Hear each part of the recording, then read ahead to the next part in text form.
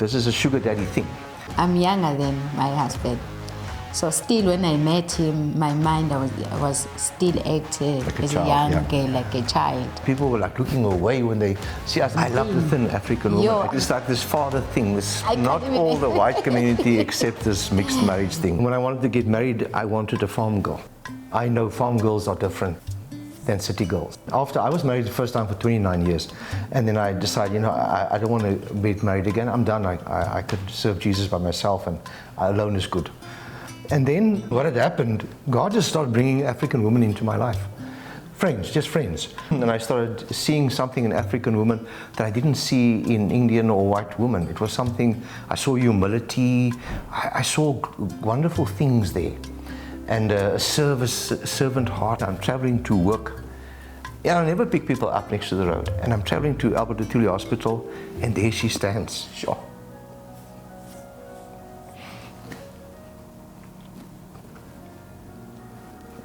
I saw the gift, and I'm stopped next to her and I said, do you need a lift? You seem like you're in a rush. And she said, yes, all the people that normally come and pick me up, today they go past. I'm saying, hey, yeah, help me. But God ordained me to meet her that time. Took numbers and sure, that's the end. That's the end, sure. It is big, sure.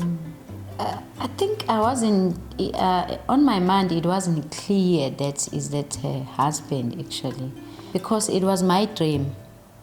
I was used to talk to my friends and my family that one day I want to get married with a white man. Not white boy, white man. The man who's older than me, because I need the person who's gonna become a father to me. Because before I was on relationship, but it doesn't work at all. And those are young guys, they too much sometimes. The Christian church, yeah, they always calling money, all those stuff. So, and then my pastor asked that whatever you want today, you can come with your 200 rand or more if you have. Just pray and trust Jesus, sow your seed, for your seed. And it was my last 200 rand that I have on my back. And I sacrificed. I said, okay, let me run in front and plant this seed for my men. Rather than anything that other people, they are running for jobs. I'm looking job, I'm looking this. No, I want the man. I want the man. I don't care about job or whatever. Yeah, I want the man. I want the husband. So I go there and I put my 200 rand. The day I met him, yeah, I was like on rush. I'm like, oh, how are you? I'm good, okay. And then he greets me, I'm bad, oh, I'm Nontobeko, and I sit down there. And he asked me, and I told him. And then we exchange our numbers. And when I'm at work, I started to tell my friends that, guys, umlungu, ungiftile. And later afternoon, I'm like, no, this is my husband. Exactly, The light went that I've on. paid for. You know what? It was the Lord. When I prayed for a wife, I said, I want somebody that loves Jesus. I don't care if she's 110 years old, 95, 40. I said, no less than 30. But age was not the issue here. But you love me as I love the thin African woman. Yo, I was God skinny made bone. me like that. I love this skinny bone. It's like this father thing, this small little, yeah. I told my daughter Laura, I think the very day that I met you. Yeah, I think it's same to mine. We had favor. They loved her. Her family loved me. There was no. It was much easier. yeah. It wasn't take long. Yeah, we didn't hide this thing at all. Yeah, color was never an issue from my side. Yeah, also my side, my spiritual mother, she was so excited when I told her, even before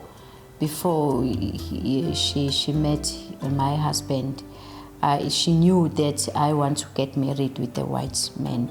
So the day I introduced him to her, she was so excited. My children, they also call him Baba. They really, love him. He loved my kids a lot. My elder son, I taught them to call him Baba, because even me too, used to call him Baba. Yes, Yeah, but we've adopted them. Because I explained even to him that why I call him Baba is to respect. So everybody now at home, they like Baba this, Baba that. I really understood this adoption thing because up to this stage, I've never met my father and mother, never seen them at all. So I was adopted. So I have this heart of adoption. So when her kids came in, they were my kids, you know, whether they're black or white or from her or from me, they all now my kids. I was given up for adoption, I think, 2 weeks after I was born. I know a bit about my mother, that she was going through a divorce and she was going to lose her other kids if they find out she's pregnant again. So that's why it was in the quiet. But a wonderful Christian family adopted me, and yeah, I grew up very happily, very blessed. I would not be today, I would not have been in the medical field if it wasn't for them. I had no future, so I know who I am. I'm a child of God. I think it's not that much on our relatives, but it's a lot on friends and stuff and, like that, yeah. and people outside. Remember, yeah, sometimes some other people, they look as like strange. They see. Or they're jealous, yeah. Yeah, some of them they jealousy, some of them they judgmental, some of them they are racism. But I think it was happening a lot on the Scottish Sandak Metana. But now people, they know us, you see. But yeah, I remember that day when we go at Palito. Can you explain? Not all the white community accept this mixed marriage thing. On the old school, you can see it I in was their so face. uncomfortable. They kind of think that she stole one of their sons, one of their brothers. So we love people, and we've seen, as we've loved them through all this stuff, they changed. They saw that, you know what, we're just normal people. It's the color of your skin doesn't make things different. But I also understand that there are people that like their culture to stay pure, and I understand that. So I have space and understand their thinking. In that way, you do see that. I wanted to go and show Belitas one day, so we go there. I know it's a big white community area there, but I didn't even come to my mind. But we went to go and eat there at the Spur or someplace there in the shopping mall, and I felt this. I felt people were looking strangely at us, and more at her, and people were like looking away when they see us. And I said to her, you know what? This is the first time you experience this. Not all white people are for you or for us, but you know, don't let it affect you. You know, smile at them, love them. Really, you know, our hearts are pure. And love changes people. Let them see that this white guy loves his wife and she loves him. And you can change cultures, you can change society. And I think on this that restaurant, it was only me that I'm black. Yes, it's only you. Yeah, and some of the old white guys were checking her out. I saw that. They were, you're this lucky guy. Look at this beautiful woman he's got. Hey, you see that, eh? Especially when we go to Mauritius. We love Mauritius. Yeah, we go to Mauritius a lot. And she asked me this one time, can we go and sit at another table? I said, why? She said, this guy is checking me out. I didn't even see this. Behind you. I said, therefore, give him this go when we move. I'm not a jealous person or vindictive or get angry at people. She's a beautiful woman, so it's going to happen. It was quite hectic stage, yeah. From the stage, because first of all, I'm younger than my husband. So still, when I met him, my mind, I was still acting like as a young girl, like a child, you see. Because of his matured, he's older enough. So there's some other things that he was always try to make me learn or to understand. Okay, Nontobeko 1 and 2 and 3 is good, 3 and 4 is 5, it's not good. But to me, it was felt like, yeah, hey, stop controlling me, stop, hey, I'm not your daughter, hey, you can't be. But not like we were fighting. No, I'm like, yes. No. I'm like, no, I don't want to listen to you. What are you saying? It's me, you. And okay, other thing, my husband is a kisser, so I grew up in farm. Yes, I grew up in farm, and you know, farm. If you see elders, people, or you can't kiss one another amongst people. You need to hide yourself. You know, we grew up like that. So when he hugged me in front of people and hugged me and kissed me, and I'm like freezing. everything, even my mouth, and checking people on the side. And I was so uncomfortable, but not because of Angimtandi. I really love him so much, but yeah, is that a kind of things? I remember he was even discussed with one of my sister that, you know what, I don't understand Nontobeko. If I kiss her and hold her, what's going on? Sometimes she freezes or she's scared, I don't know. And that my sister, she was explained that to me, yes, that culture is like this and that, and also he learned a lot about culture. Lots. If we're going, if there's some, because although we are Christians, we're still going on the ancestors' things when they do, family family stuff. So when we go there, I told him that you must wear long pants. You're not gonna go to kitchen there. That there's other people. You need to sit alone. The other in-laws, they must not see you. They must come to themselves to see you, not you. But the way he's free, and they understand him like clearly now because he's open a lot.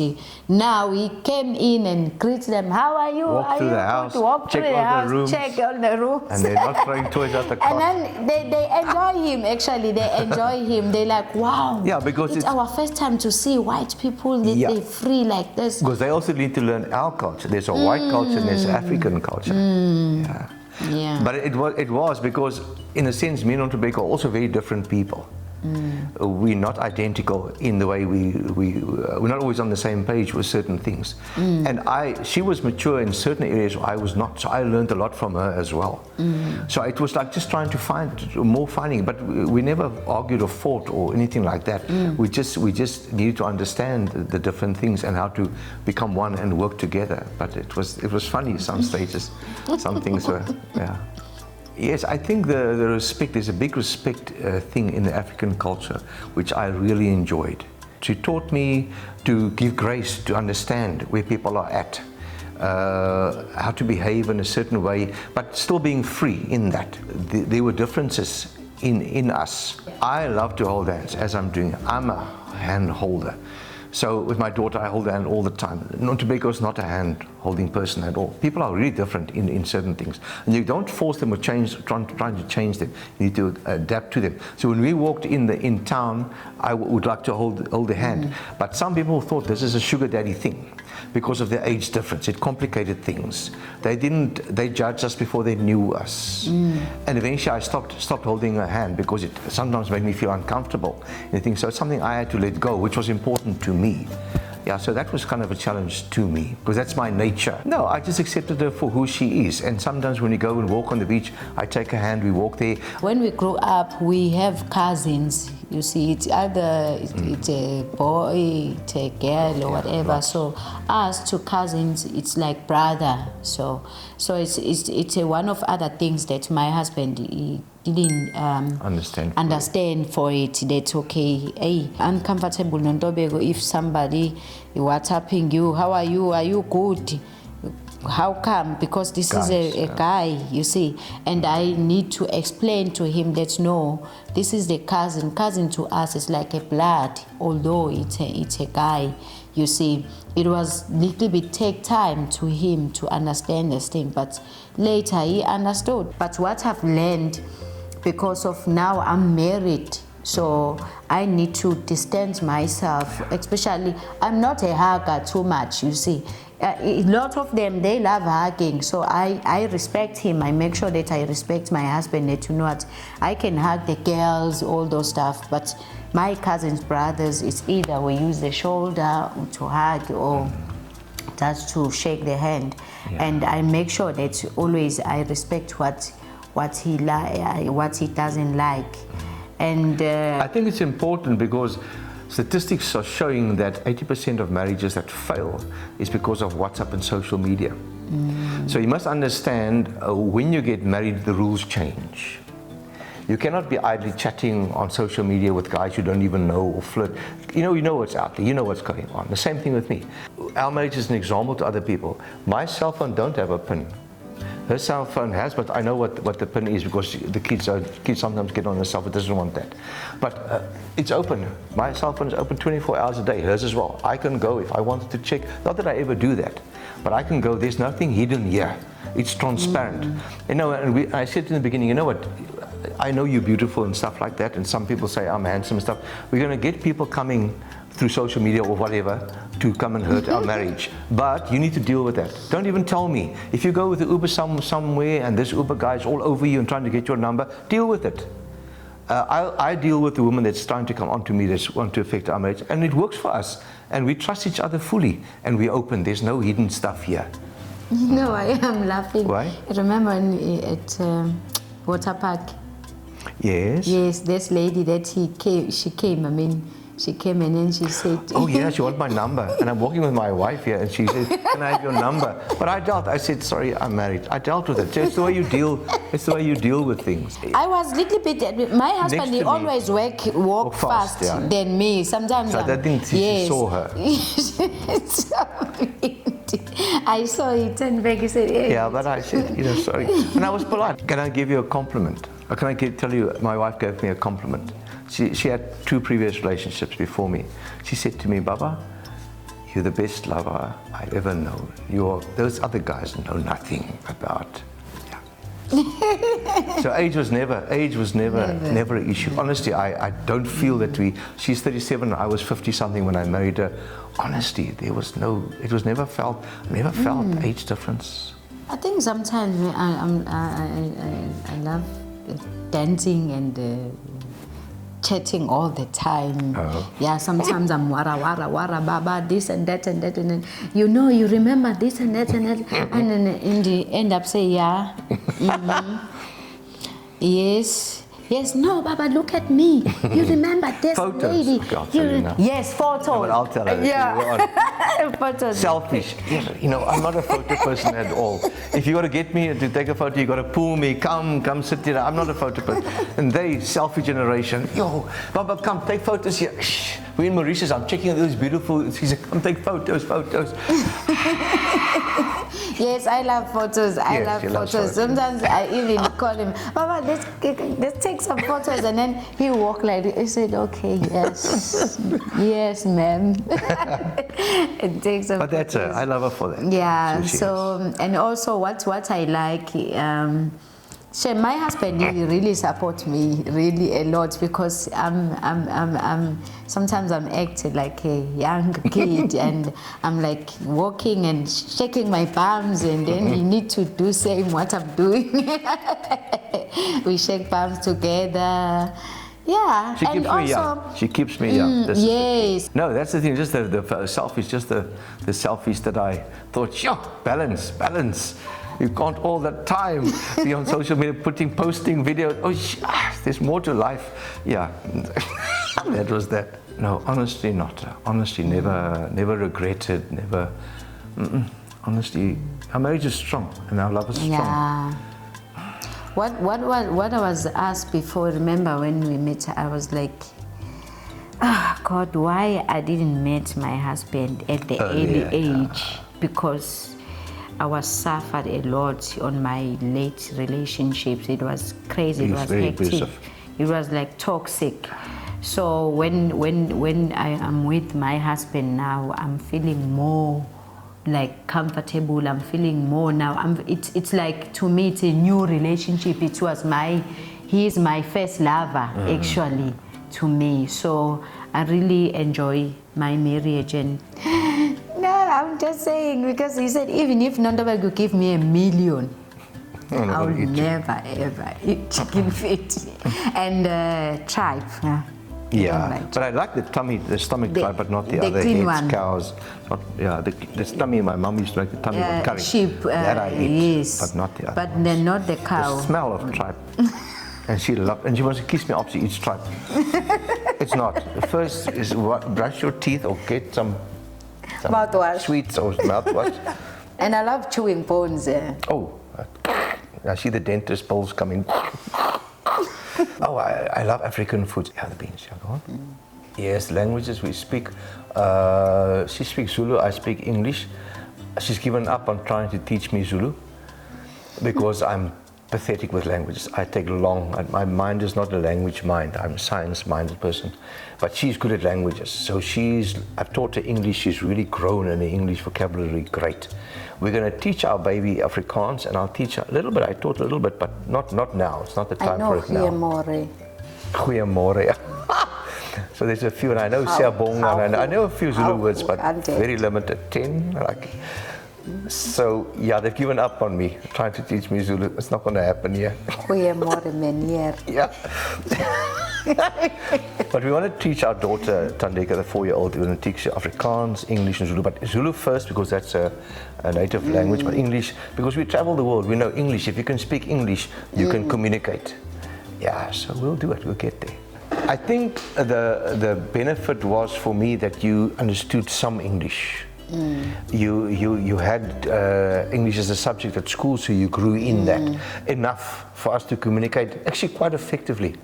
But I must say as well, there was misunderstanding sometimes as well. My daughter said to me, I didn't even think of it. Sometimes we would argue about something or disagree or quarrel about something, and then my daughter Laura, she was staying with us in the flat at that time. She said to me, Dad, do you think you misunderstand each other because of the language thing? And light went on in my mind. I said, yes, this is what's happening. I'm saying something, but she totally misunderstands what I'm saying. She perceives it as something else, but it's not at all what I said. So I think because she was Zulu and I was English and Afrikaans, and we didn't have effective enough vocabulary to speak clearly. And even up to today, after we've been married for like 5 years, sometimes I can see she still misunderstands what I'm trying to say in her mind. And but it's much better as we're growing in our relationship, as we're growing in our language, as she's growing in her language, she actually grasps what I'm saying. So it leads into misunderstanding, totally, because it's not at all. Well, she say something and I totally misunderstand what she's saying. And I think it's because our languages are different. Yeah, but it's much better, and we're good now. First of all, I'm grateful to meet the man that was my husband, because he has everything that I'm looking for, and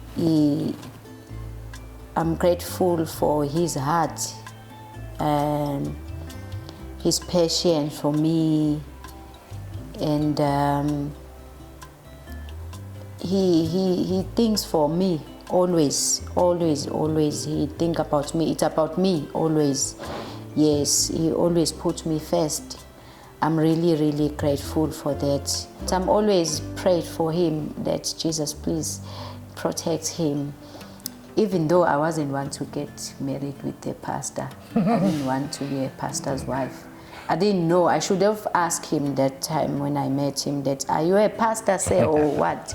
But I miss this thing, so it's fine. Pastor is a man of God. He's good to me. Yeah, it's just that I know to be a pastor wife, you need to be careful. You need to do certain things, other things. People, they always look at you and watch you. That all your steps, all your moves. Yeah. So, but I'm learning a lot. I'm grateful, Shane, to be with. I'm grateful just for her, for having somebody to love, a wonderful wife.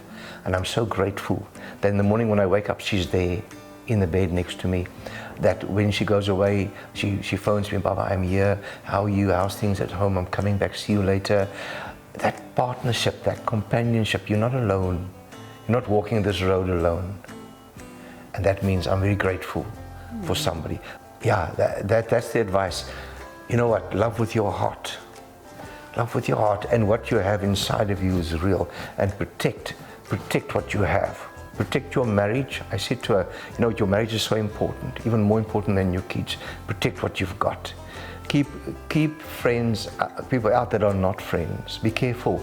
Be careful who you let in to your circle. My advice is that, especially if you're married, you must love one another. You need respect each other, forgive, take care of your partner. You need to. He gave me name Treasure, so you're supposed to your partner to make him a treasure. You need to take care like an egg that if it can fall down, you can't take it back.